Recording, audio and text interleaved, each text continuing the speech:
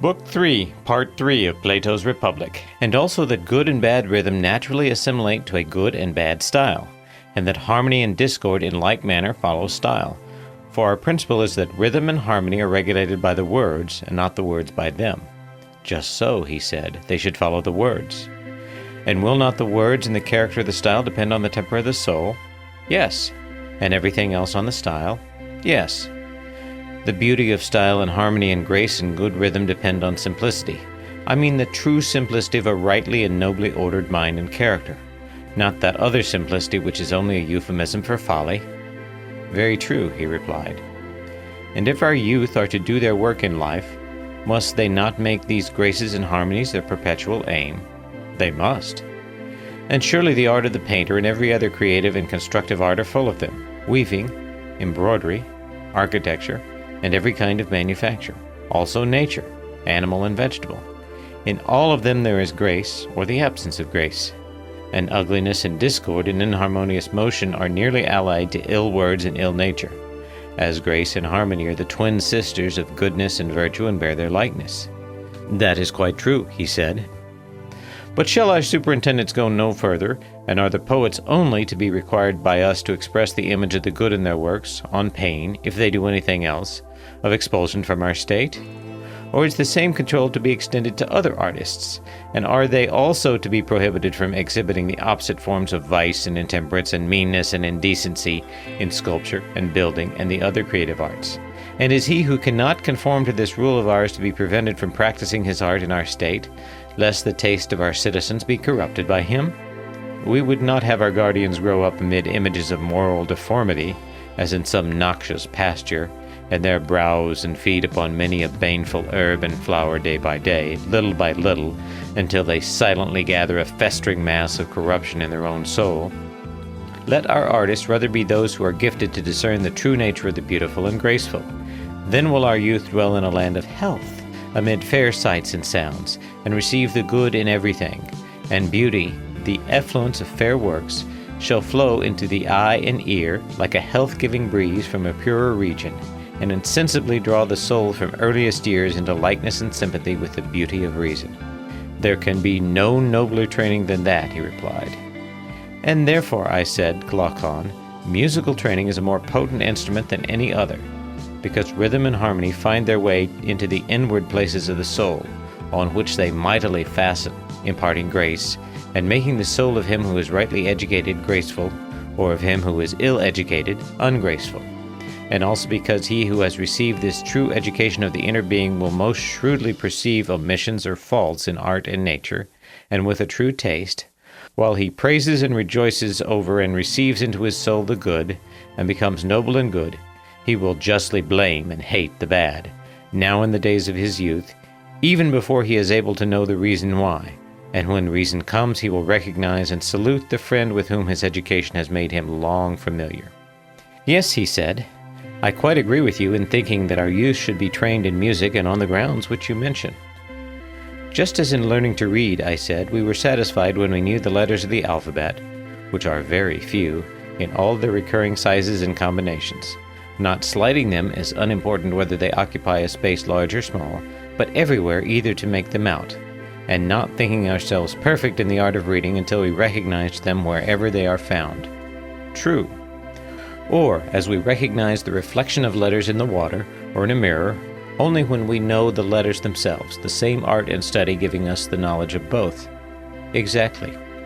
Even so, as I maintain, neither we nor our guardians, whom we have to educate, can ever become musical until we and they know the essential forms of temperance, courage, liberality, magnificence, and their kindred, as well as the contrary forms in all their combinations, and can recognize them in their images whenever they are found, not slighting them either in small things or great, but believing them all to be within the sphere of one art and study.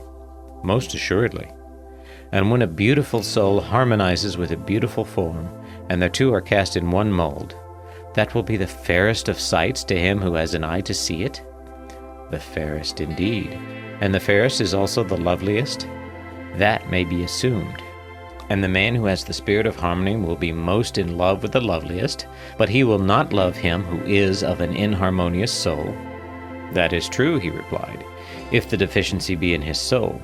But if there be any merely bodily defect in another, he will be patient of it, and will love all the same. I perceive, I said, that you have or have had experiences of this sort, and I agree. But let me ask you another question. Has excess of pleasure any affinity to temperance? How can that be, he replied. Pleasure deprives a man of the use of his faculties quite as much as pain. Or any affinity to virtue in general? None whatever. Any affinity to wantonness and intemperance? Yes, the greatest. And is there any greater or keener pleasure than that of sensual love? No, nor a matter. Whereas true love is a love of beauty and order, temperate and harmonious. Quite true, he said. Then no intemperance or madness should be allowed to approach true love? Certainly not. Then mad or intemperate pleasure must never be allowed to come near the lover and his beloved.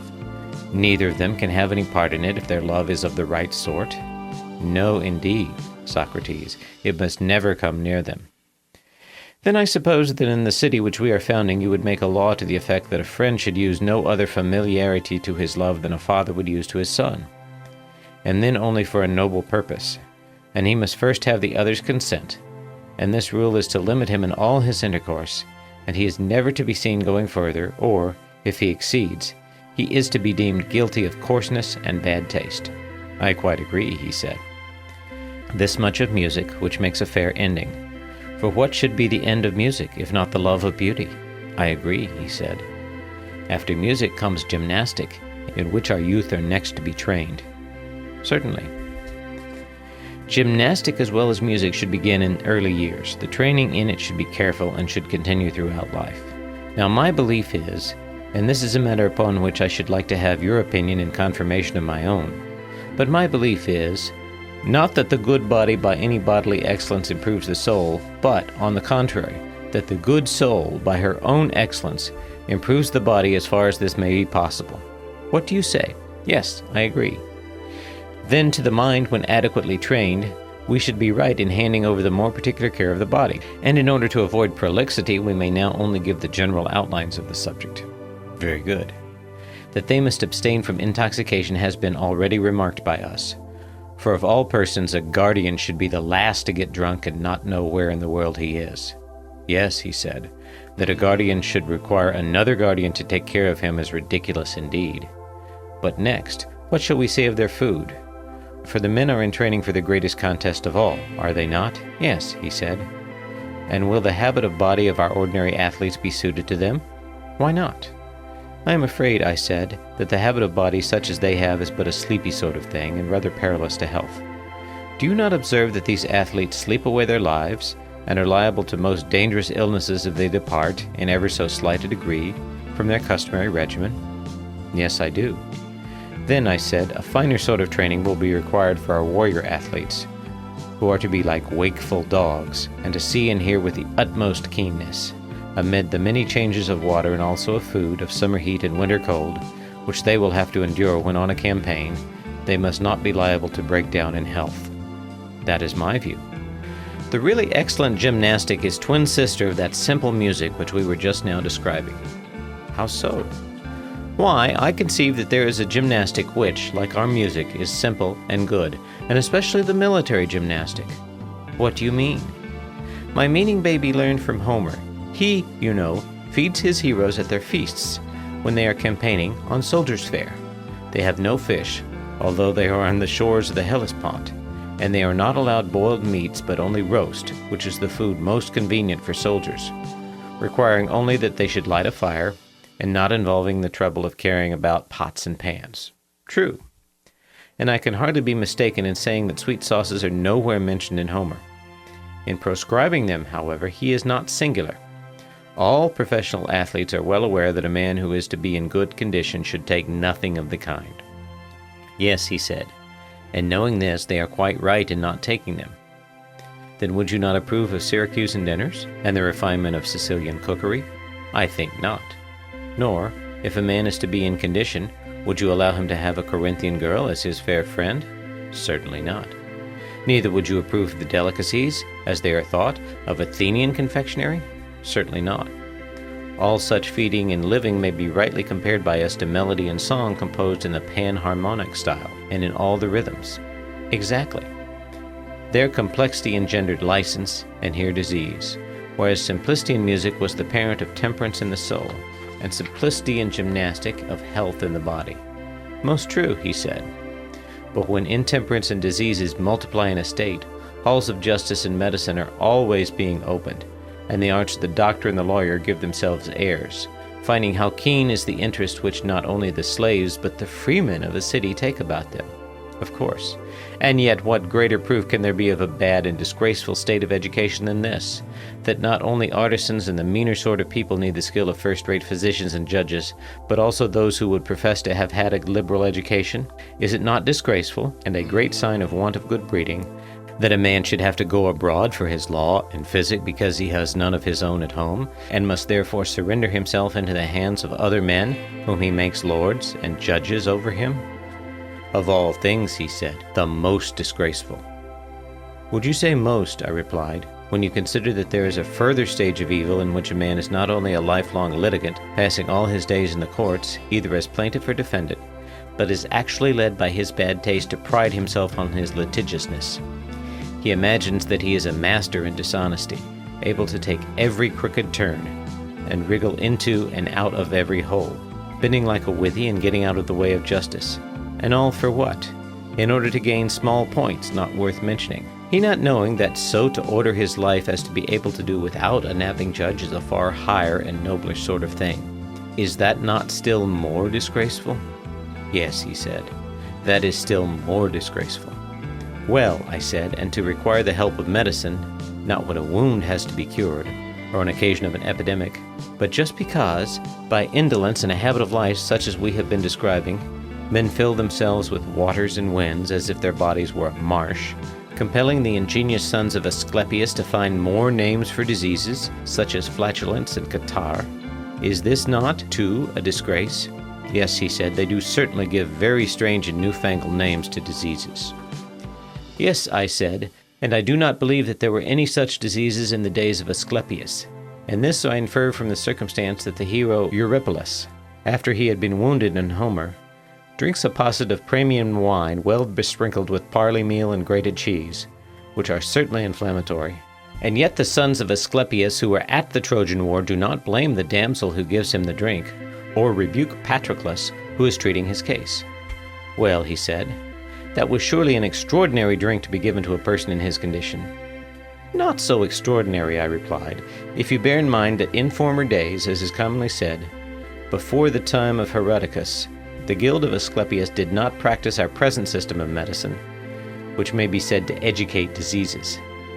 But Herodicus, being a trainer, and himself of a sickly constitution, by a combination of training and doctoring found out a way of torturing, first and chiefly himself, and secondly the rest of the world.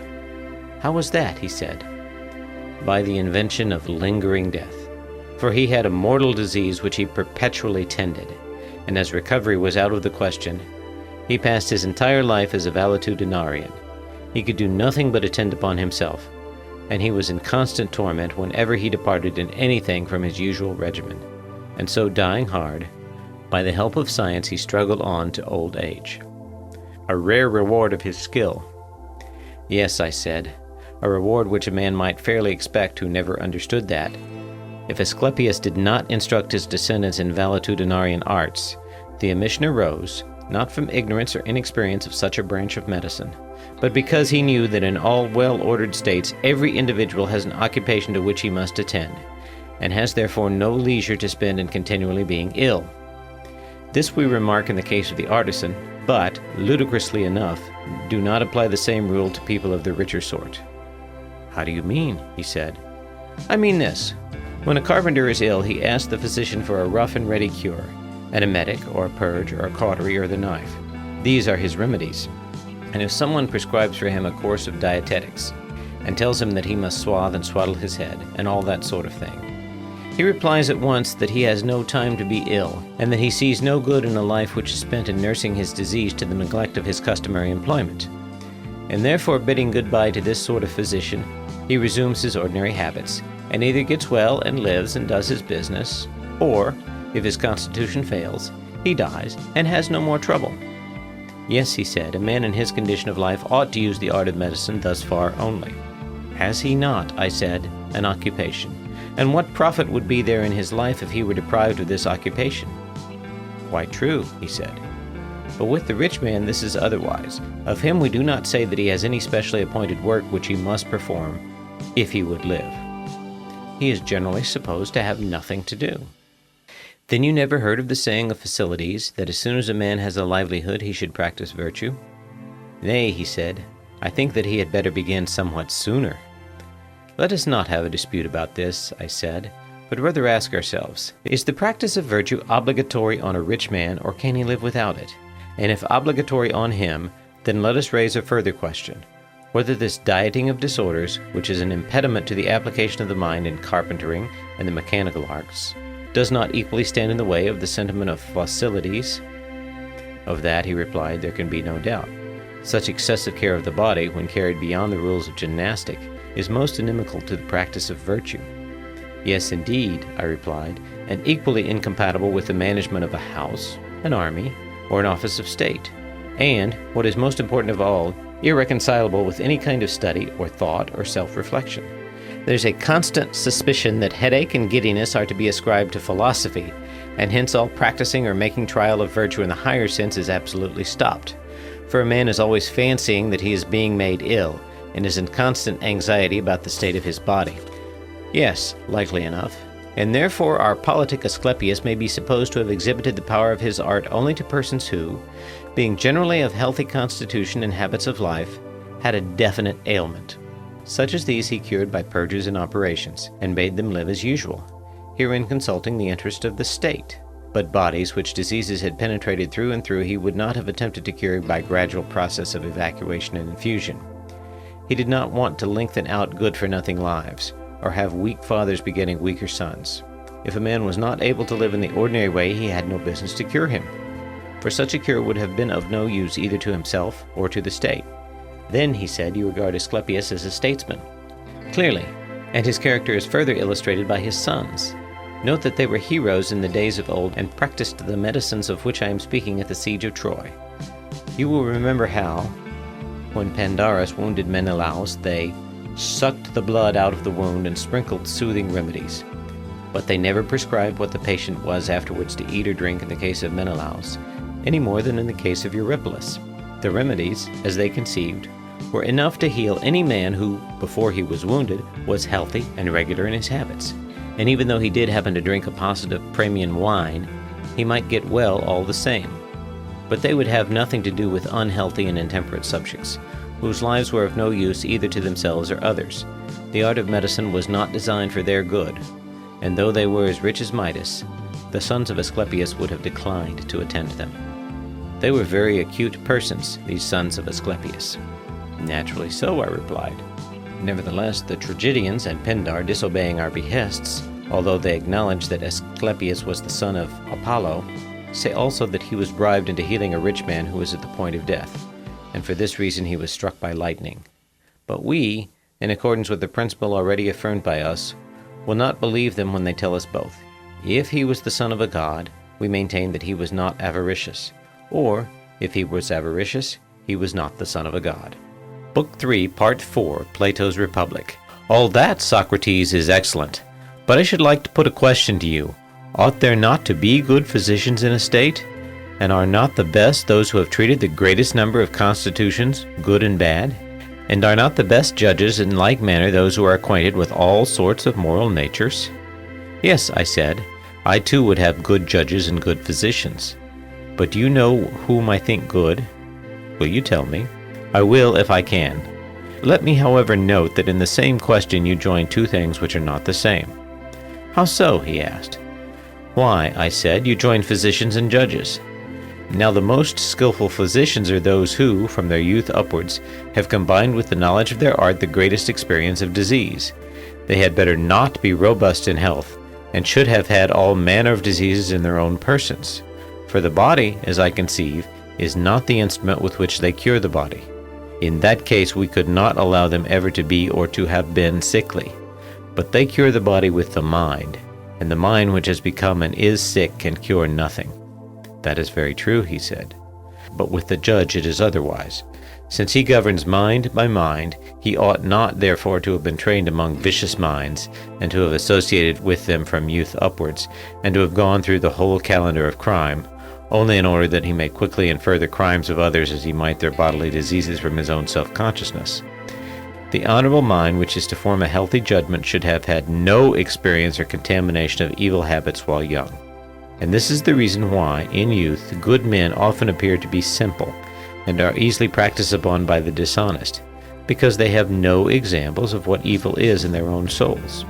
Yes, he said, they are far too apt to be deceived.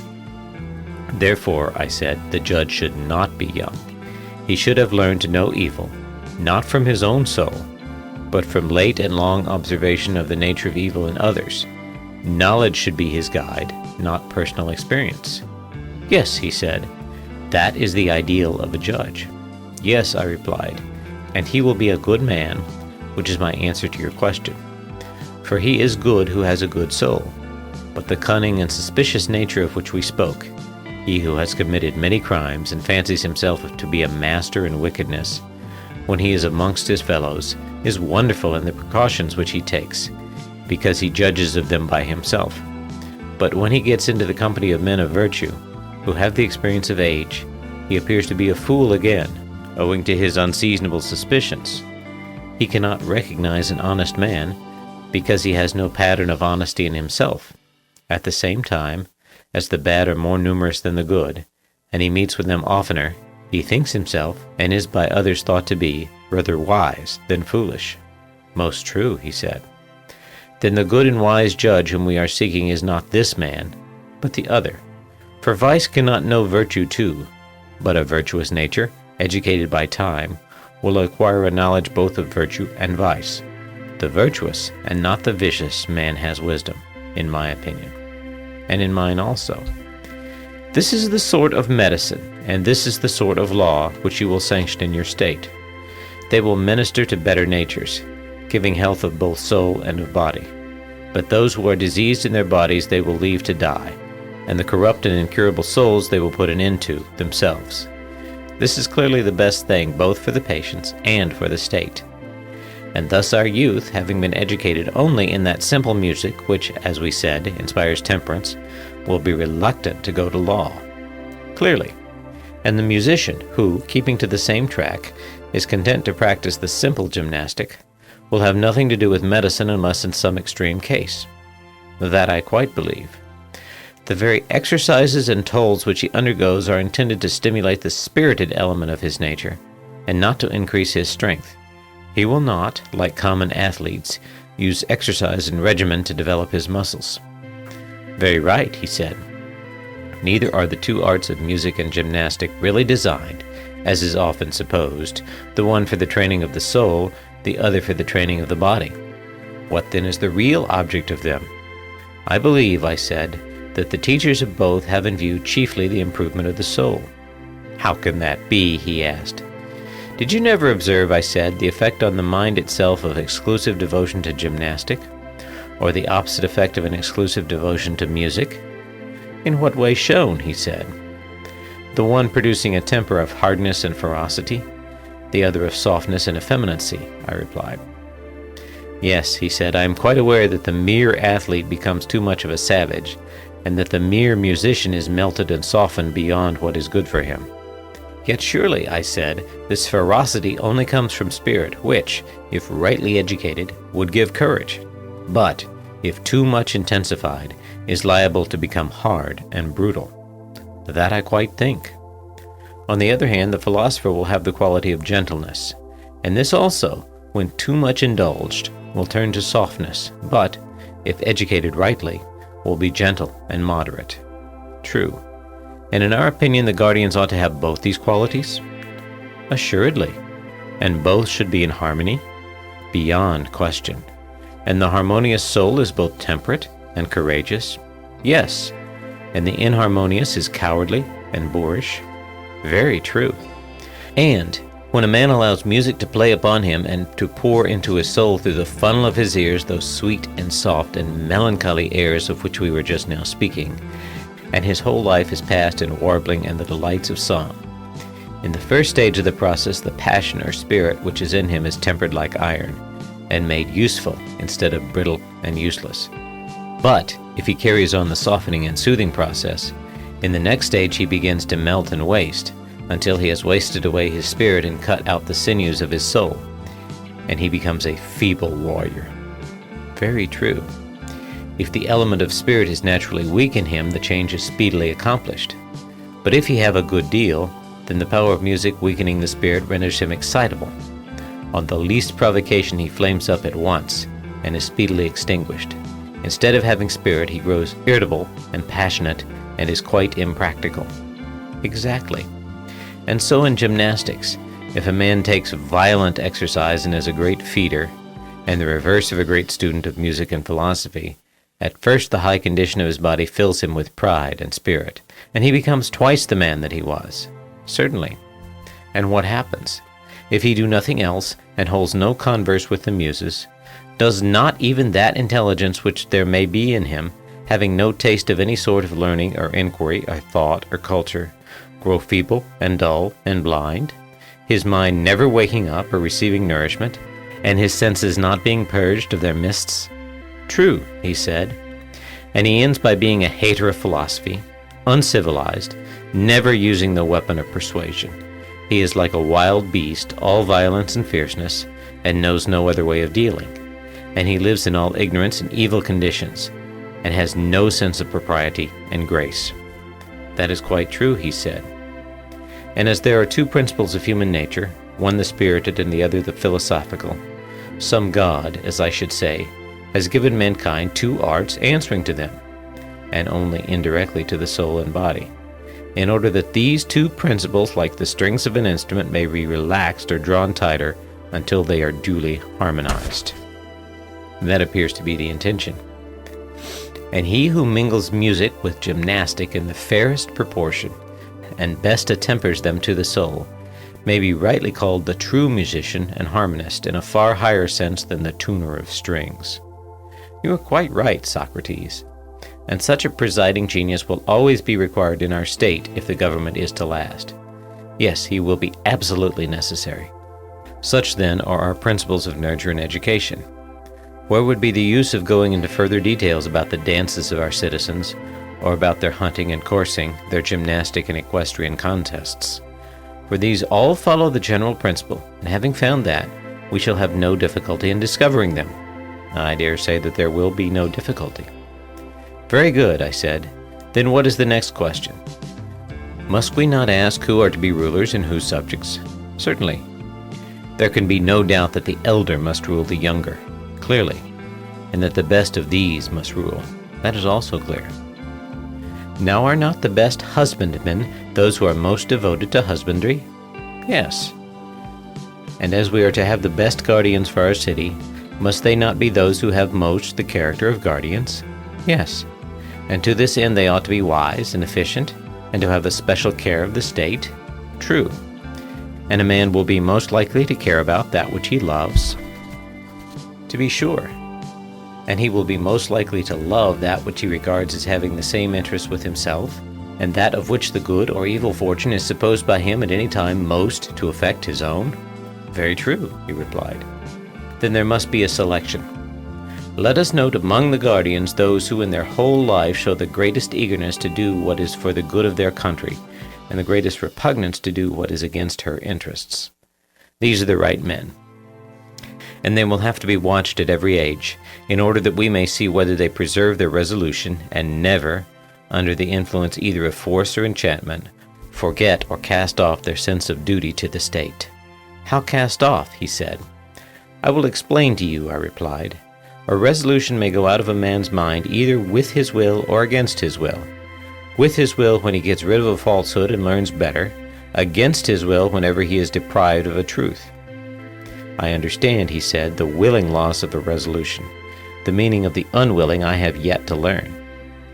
Why, I said, do you not see that men are unwillingly deprived of good and willingly of evil? Is not to have lost the truth an evil, and to possess the truth a good? And you would agree that to conceive things as they are is to possess the truth? Yes, he replied. I agree with you in thinking that mankind are deprived of truth against their will.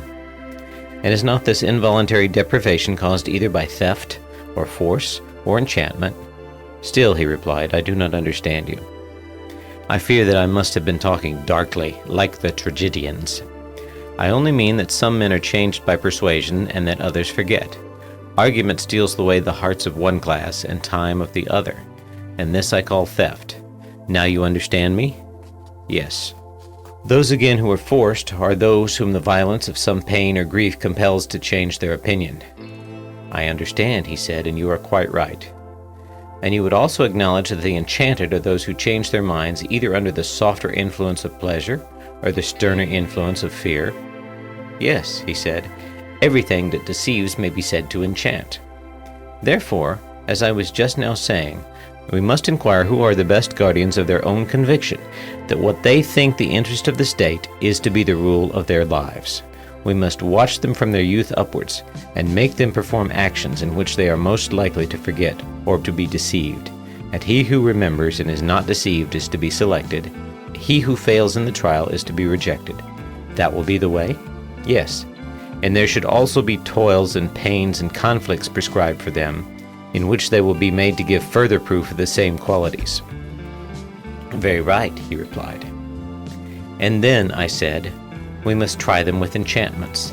That is the third sort of test, and see what will be their behavior. Like those who take colts amid noise and tumult to see if they are of a timid nature, so must we take our youth amid terrors of some kind, and again pass them into pleasures, and prove them more thoroughly than gold is proved in the furnace, that we may discover whether they are armed against all enchantments, and of a noble bearing always, good guardians of themselves and of the music which they have learned, and retaining under all circumstances a rhythmical and harmonious nature, such as will be most serviceable to the individual and to the state. And he who at every age, as boy and youth and immature life, has come out of the trial victorious and pure, shall be appointed a ruler and guardian of the state. He shall be honored in life and death, and shall receive sepulture and other memorials of honor, the greatest that we have to give. But him who fails we must reject. I am inclined to think that this is the sort of way in which our rulers and guardians should be chosen and appointed. I speak generally, and not with any pretension to exactness. And speaking generally, I agree with you, he said. And perhaps the word guardian in its fullest sense ought to be applied to this higher class only, who preserve us against foreign enemies and maintain peace among our citizens at home, that the one may not have the will, or the others the power, to harm us. The young men whom we before called guardians may be more properly designated auxiliaries and supporters of the principles of the rulers. I agree with you, he said. How then may we devise one of those needful falsehoods of which we lately spoke? Just one royal lie which may deceive the rulers, if that be possible, and at any rate the rest of the city. What sort of lie? He said. Nothing new, I replied. Only an old Phoenician tale of what has often occurred before now in other places, as the poets say, and have made the world believe, though not in our time. And I do not know whether such an event could ever happen again, or could now even be made probable if it did. How your words seem to hesitate on your lips. You will not wonder, I replied, at my hesitation when you have heard. Speak, he said, and fear not. Well then, I will speak, although I really know not how to look you in the face, or in what words to utter the audacious fiction which I propose to communicate gradually, first to the rulers, then to the soldiers, and lastly to the people. They are to be told that their youth was a dream, and the education and training which they received from us an appearance only. In reality, during all that time they were being formed and fed in the womb of the earth, where they themselves and their arms and appurtenances were manufactured. When they were completed, the earth, their mother, sent them up. And so, their country being their mother and also their nurse, they are bound to advise for her good, and to defend her against attacks, and her citizens they are to regard as children of the earth and their own brothers. You had good reason, he said, to be ashamed of the lie which you were going to tell. True, I replied, but there is more coming. I have only told you half. Citizens, we shall say to them in our tale, you are brothers, yet God has framed you differently. Some of you have the power of command, and in the composition of these he has mingled gold, wherefore also they have the greatest honor. Others he has made of silver to be auxiliaries. Others again who are to be husbandmen and craftsmen he is composed of brass and iron, and the species will generally be preserved in the children. But as all are of the same original stock, a golden parent will sometimes have a silver son, or a silver parent a golden son. And God proclaims as a first principle to the rulers, and above all else, that there is nothing which they should so anxiously guard, or of which they are to be such good guardians, as the purity of the race.